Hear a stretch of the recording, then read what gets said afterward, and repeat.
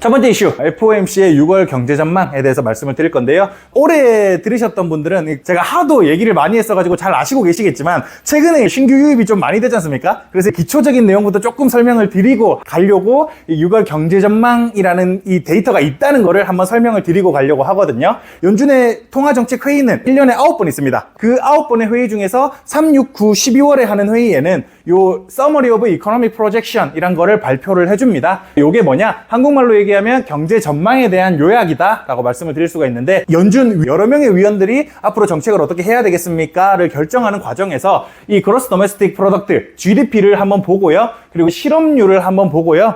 그리고 이 물가 지표까지 한번 봐가지고 2024년부터 2026년까지 앞으로 어떨 것 같은지를 한번 전망해보고 그 금리 정책은 또 어떻게 할지에 대해서 우리의 생각을 담아놓은 표입니다 라고 얘기를 하는 거예요. 그래서 이 경제 전망 요약이라는 게 있다는 점에 대해서 일단 말씀을 좀 드리고 싶고요. 혼자서 한번 찾아보시려면요, 연준 홈페이지 federalreserve.gov 들어가셔가지고, 아니면 구글에다가 Federal Reserve Board 검색하셔도 되거든요. 들어가신 다음에 미팅 캘린더 앤 인포메이션 메뉴를 들어가시면요, 요렇게 FOMC 미팅 일정들이 나옵니다. 이 미팅 일정에서 스테이트먼트는 회의를 이렇게 했다라는 결정문이에요. 마치 3월, 6월, 밑에 9월, 그리고 12월마다 요 이코노믹 프로젝션이란 거를 같이 공지를 해 놓습니다. 여기를 통해 가지고 연준 위원들의 각각의 생각이 어떤지를 객관적으로 이 수치로 나타낸 것들을 확인할 수 있다라고 말씀을 드릴 수가 있겠고요. 지금은 이거 2024년 건데 이 이전 것들도 다 들어가시면 확인을 하실 수가 있으십니다. 옛날에는 연준 위원들이 어떻게 생각했었나를 한번 찾아보시는 것도 과거의 경제를 이해하는데 많은 도움이 될 수 있을 것 같다라고 개인적인 생각을 하고 있고요. 그래서 이번 이코노믹 프로젝션을 보면요, 일단은 요 GDP에 대해서 연준 위원들이 어떻게 생각하는지를 먼저 보여줍니다. 요게 이제 앞으로 GDP가 몇 퍼센트 정도 될 것 같습니까? 1.0%, 1.2%, 1.4%, 1.6%, 1.8% 이렇게 나타내는 거고, 올해입니다. 올해 마지막에는 이럴 것 같아요. 그리고 25년에는, 26년에는, 그리고 장기적으로는 어떨 것 같아요? 라는 거를 쭉 정리를 하는데요. 그래프의 높이는 위원의 수예요. 이렇게 생각하고 있는 위원의 수다라고 말씀을 드릴 수가 있겠습니다. 그리고 여기 반점으로 나타난 것들 있잖아요. 이 반점으로 나타난 것들이 3월 당시 전망에서의 위원들의 생각이다. 지금 같은 경우를 보면요, 3월 당시에는 전반적으로 여기가 가장 높았는데 2에서 2.1% 될 것 같아요. 올해 성장이가 가장 높았는데, 지금은 약간 오른쪽으로 넘어가서 2.2에서 2.3이 제일 높은데요? 로 생각이 조금 바뀌었다는 거를 알 수가 있습니다. 평균적으로 봤을 때 성장은 조금 더 할 수도 있겠는데? 라고 생각한다는 거죠. 2025년에는 크게 편차가 있지는 않고, 마찬가지로 2026년에도 거의 변동이 없습니다. 다만 장기적으로 봤을 때 우리가 바라는 가장 이상적인 경제 성장률은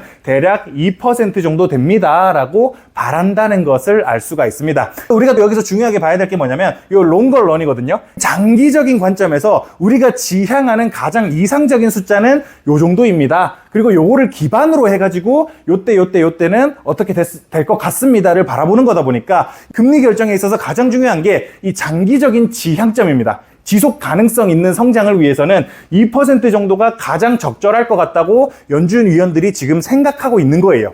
그 다음은 실업률에 대한 얘기를 합니다. 전반적으로 그래도 큰 차이는 없습니다. 3월 전망에 비해서 실업률이 조금 더 높아질 것 같아요 라고 생각하는 위원이 좀 더 많아졌다 라고 말씀드릴 수가 있겠고, 25년, 26년도 큰 차이는 없습니다. 큰 차이는 없는데, 요 장기적인 관점에서 봤을 때 여기서 이제 또 중요합니다. 제가 이제 여러 번 말씀드렸는데 자연 실업률이라는 개념이 있거든요. 자연 실업률이 뭐냐면, 실업률은 높으면 당연히 안 좋죠. 일할 곳이 없다는 뜻이니까. 근데 반대로 실업률이 낮은 것도 별로 좋은 건 아닙니다. 너무 지나치게 낮은 것도요. 왜 그러냐면, 실업률이 낮으면 기업들은 사람을 못 구해서 안달이에요. 사람을 구하려면 돈을 더 줘야 되거든요. 돈을 더 줘야 된다는 말은 임금 상승이라는 뜻이고, 요 임금 상승은 인플레이션 압박으로 이어진다는 거죠. 특히나 인플레이션에 있어서 가장 안 떨어지는 인플레이션이 임금입니다.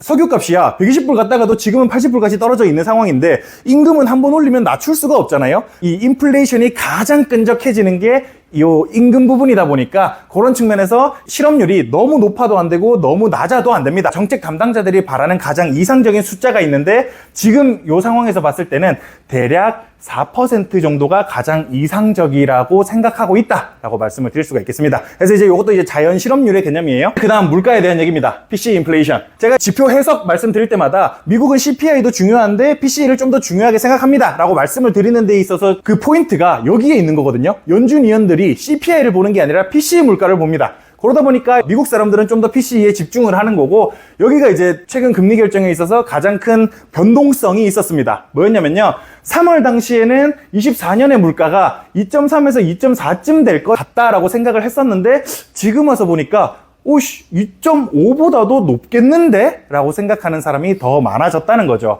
그리고 마찬가지로 25년 가서도 25년도 2.1%까지 안 떨어지겠다, 2.34%는 될 것 같은데? 라고 생각하는 사람이 많아졌다는 겁니다. 전반적으로 이 물가가 좀 더 높을 거다라고 전망하는 사람들이 많아졌고, 연준의 가장 이상적인 물가 상승률은 매년 2% 정도를 바라고 있다라고 말씀을 드릴 수가 있겠습니다. 재밌는 포인트인 건데, 성장도 2%를 바라고, 그러니까 대부분의 국가들이 그래요. 어느 정도 선진국이 되면, 우리나라도 마찬가지입니다. 우리나라도 2%의 물가 목표 얘기를 계속 하거든요. 웬만한 선진국들은, 미국도 포함해서요, 2% 정도의 성장과 2% 정도의 물가 상승률을 가장 이상적인 숫자라고 바라보고 있습니다. 미국 같은 경우는 4% 정도의 자연 실업률 또한 이상적인 숫자다라고 바라보고 있고요. 우리나라의 통화정책 같은 경우는, 한국은행에 들어가시면 우리나라 통화정책 목표가 있거든요. 그 목표가 적절한 물가 상승과 지속 가능한 성장이 목표입니다. 미국의 목표 같은 경우는 일자리가 되게 중요해요. 적절한 일자리 수준과 적절한 물가가 미국의 정책 방향성의 목표입니다. 그 목표를 가지고 금리 결정을 하는 거다 보니까 정책 결정자들의 목표가 뭔지를 우리가 잘 이해하고 있는 게 매우 중요하다라고 말씀을 드릴 수가 있겠습니다. 여기서 좀 재밌는 포인트가 또 뭐냐면요, 중립금리, 그리고 이 자연 실업률, 목표 성장, 목표 물가, 이런 개념이 있잖아요. 조금 웃깁니다. 과학 같은 경우는 어떤 수식을 만들어 놓으면 그 수식에 자연이 맞춰지거든요. 근데 경제학은 재밌는 게 뭐냐면, 답을 정해놓고 거기에 수식을 맞춥니다. 이 포인트가 저는 좀 웃기다고 생각을 하는데, 최근에 몇몇 경제학자들이 주장하는 바에 따르면 재밌어요. 이 물가 목표가 지금 2%인 상황에서는 중립금리가 높습니다. 물가 목표가 2%까지 낮춰야 되는데 지금 현재 물가는 거의 3% 가까이 나오고 있잖아요. 그러다 보니까 지금 금리 낮춰버리면 다시 물가가 올라가니까 금리 낮추면 안 돼가 되는데, 몇몇 경제학자들의 주장에 따르면 이 물가 목표를 3%까지 올려야 된다라고 얘기를 하고 있습니다. 그렇게 되면 어떻게 되냐? 우리 이미 목표를 달성한 거예요. 목표를 달성을 했는데 성장 목표는 안 되고 있으니까 금리 낮춰도 되겠네가 되는 겁니다. 이게 재밌는 포인트죠. 이거를 과연 학문이라고 할 수 있을까? 좀 모호한 부분이긴 해요. 답을 자기들이 정해놓고 거기에 수식을 짜맞추는 학문이 경제학이다. 그래서 물가 목표만 3%로 바꾸면 연준이 금리를 내릴 수 있는 거 아니냐, 이런 얘기가 조금 나오고 있는 상황에서, 어쨌든 연준은 그렇게 얘기하고 있지 않고 우리는 그래도 2%의 물가 목표를 지향한다라고 얘기하고 있다는 점에 대해서 이코노믹 프로젝션에서 보여주고 있습니다. 그래서 결론적으로 어떻게 되냐, 성장 전망과 실업률 전망과 물가 전망을 전반적으로 봤을 때 우리는 금리 목표를 이렇게 해야 될 것 같다라고 얘기를 하는 거거든요. 이 페더럴 펀드 레이트, 우리의 정책 목표 금리인 거죠. 이 레이트를 원래 3월 당시에는 대충 한 4.6에서 4.8 정도? 그러면 이제 4.5에서 4.75인 거죠. 4.5에서 4.75 정도까지 한 3번 정도 낮추는 게 가장 숫자가 많았다면, 이번에는 2번밖에 안 낮출 것 같아가 숫자가 가장 많아지게 된 거죠. 2024년에는요. 마찬가지로 2025년에도 좀 더 매파적으로 오른쪽으로 갔다, 그러니까 금리를 더 덜 낮출 거다라는 뜻이 되는 거죠. 그때 당시에는 제일 많았던 게 여기 언저리겠네요. 3.6에서 한 4.12 요 사이까지 낮출 거다라고 생각을 했던 게, 이번에는 4.1에서 4.62까지밖에 못 낮출 것 같다, 2025년에도. 그리고 내후년에도 마찬가지로 좀 더 오른쪽에 있을 것 같다, 금리를 덜 낮출 것 같다 라고 전망이 바뀌게 됐습니다. 롱걸런으로 보면요, 제가 2021년, 22년 요때 당시에 볼 때만 해도 롱걸런이 무조건이 그냥 2% 고정이었어요. 장기 금리 목표가. 성장과 물가와 금리는 약간의 시차를 두고 있지만 일맥상통합니다. 대략적으로 성장률만큼 물가가 올라가기를 바라고, 정책 담당자들은요. 그리고 그 물가만큼 금리를 유지하는 게 가장 이상적이라고 일반적으로 생각해요. 그래서 시차를 조금 두지만 성장과 물가와 금리는 대략적으로 수렴한다라고 말씀을 드릴 수가 있는데, 2, 3년 전만 해도 이게 그냥 2%에 몰빵돼 있었습니다. 근데 최근에 물가가 너무 높은 채로 오래 유지되다 보니까 이게 좀 오른쪽으로 넘어가서, 그래도 이제 중립금리가 한 3% 정도는 돼야 되지 않나? 라고 생각하는 사람이 많아졌다는 점에 대해서 말씀을 드려야 될 것 같고요. 방금 정책 금리의 목표를 점으로 하나하나 찍은 거예요. 2024년에 이 점 하나가 위원 하나의 생각입니다. 그래서 25년, 26년 롱걸런으로 마찬가지로 다 하나씩 찍는 건데, 보시면 전체 위원이 18명이죠? 18명의 위원이 24년에는 이럴 것 같고요. 25년에는 이렇게 해야 될 것 같고요. 26년에는 이렇게 해야 될 것 같고 장기적으로는 이렇게 해야 될 것 같습니다 라고 자기의 생각을 점 하나로 찍은 게 요 점도표입니다. 닷 플롯이라고 얘기를 하고요. 영어로는 지금 딱 보시면요, 여기가 지금 현재 금리예요. 5.25에서 5.5가 현재 금리고 한 번 낮춰야겠다 라고 보는 쪽이 7명 있고 두 번 낮춰야겠다 라고 보는 쪽이 8명 있는 거거든요. 근데 이게 재밌는 포인트가 뭐냐면 여기서 이 사람이 한 명만 내려와도 여기가 더 많아지는 겁니다. 그러니까 평균적으로. 그러니까 지금은 고정하자, 금리를 내리지 말자라고 얘기하는 사람 4명, 두 번 낮추자라고 얘기하는 사람 8명, 한 번 낮추자라고 얘기하는 사람이 7명이라서 요 두 개가 밸런스가 맞춰지는 건데, 여기서 이제 한두 명만 더 여기로 내려가든 여기로 내려가든 하게 되면 오히려 두 번 낮추자가의 의견이 더 많아지는 거죠. 그래서 위치 선정이 좀 되게 애매하게 잘 해놨다, 그러니까 모호하게 시장의 의도를 파악하기 어렵게 좀 해놨다라고 말씀을 드릴 수가 있는 것 같습니다.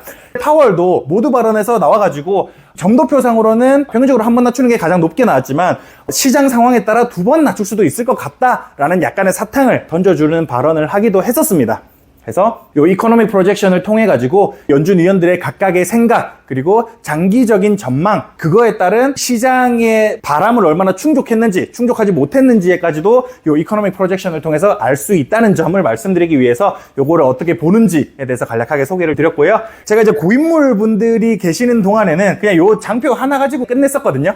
여기 이제 제일 처음에 나오는 장표입니다. 이코노믹 프로젝션 들어가시면 GDP, 실업률, PCE 물가, 코어 PCE 물가, 바로 전달의 프로젝션에서 어떻게 숫자를 봤어요. 그래서 금리는 어떻게 해야 될 것 같아요를 나타내는 거고, 메디안이 중앙값입니다. 많은 위원들의 생각 중에서 가운데 있는 값, 센트럴 텐던시가 약간 유의미한 범위, 여기 안에서 그래도 왔다 갔다 하지 않을까라고 생각하는 거고, 레인지 같은 경우는 전체 위원들의 생각입니다. 이코노믹 프로젝션을 어느 정도 보실 줄 알게 되면 굳이 앞에 말씀드렸던 거 다 보실 필요 없습니다. 요거 하나만 딱 봐도 위원들의 생각이 대충 이렇겠구나 라는 게 파악이 된다는 거죠. 요게 이제 이번 달 6월에 발표됐던 이코노믹 프로젝션의 요약표입니다. 2024년 보시면요, 금리 목표가 5.1%라고 돼 있거든요. 그래봐야 한 번밖에 안 낮출 것 같아 라고 얘기를 하고 있음에 반해서 이게 작년 6월입니다. 2024년의 금리 목표가 4.6%였어요.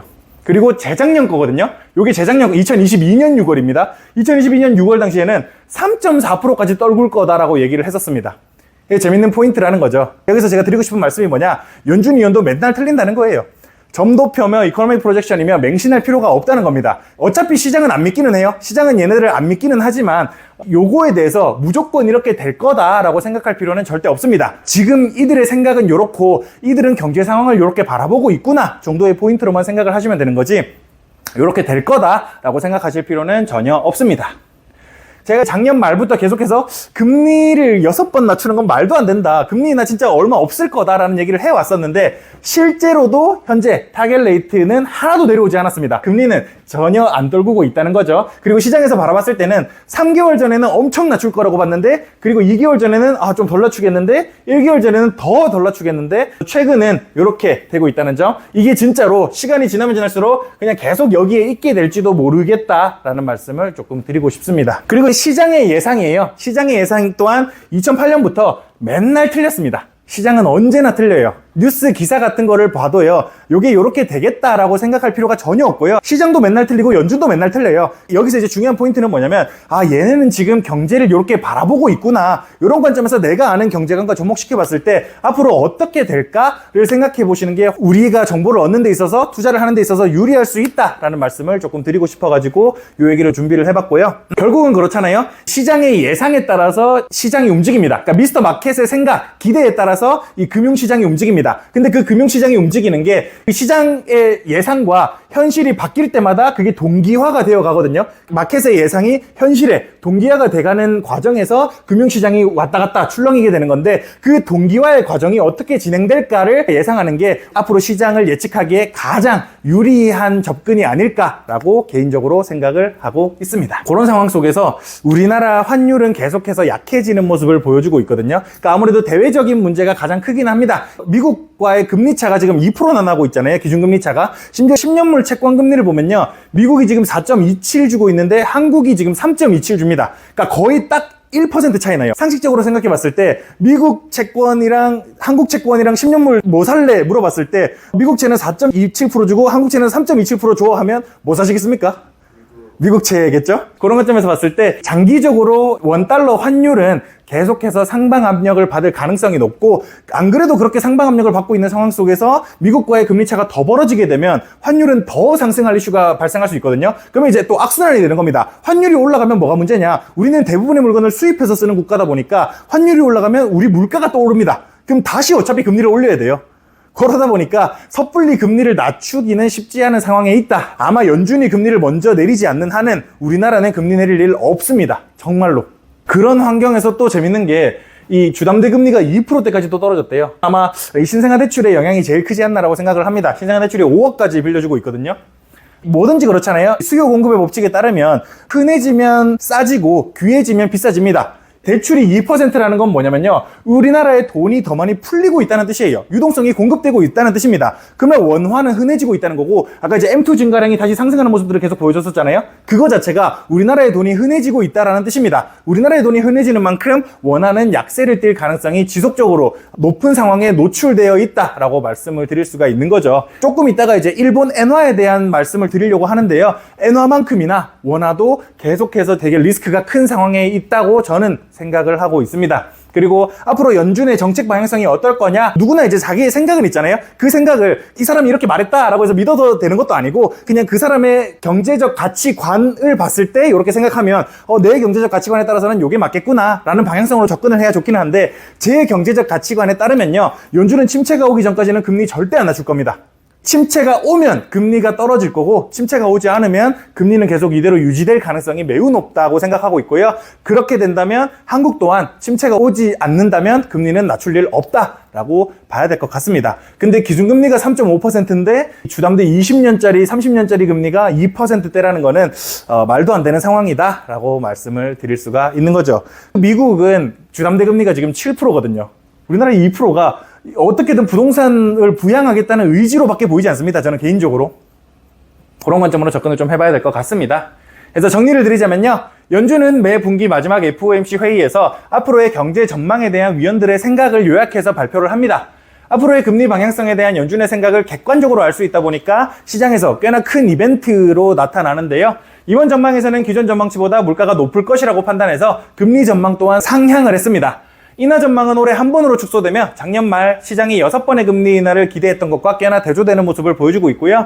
파월은 모두 발언에서 주류 금리 인하 의견은 한 번이지만 2번 할 수도 있다고 언급을 했습니다. 약간 시장에 사탕을 좀 던져준 느낌이죠. 아무래도 앞으로 이제 정치적 이슈가 꽤나 크게 있다 보니까, 11월에 대선이 있다 보니까 시장이 실망할 만한 말은 최대한 피하려고 하는 것 같아요. 전반적으로는. 시장의 기대는 언제나 틀려왔고, 금융시장은 기대와 현실이 동기화되어가는 과정에서 변동된다고 말씀드릴 수가 있겠고요. 한국은 치솟 웃는 달러 환율 문제를 감안했을 때 미국보다 금리를 먼저 내리기에는 매우 큰 부담을 가지고 있고, 국제정세 불확실성과 최근 유동성 공급을 고려할 때 한은의 올해 금리 인하는 어불성설이 될 것 같습니다.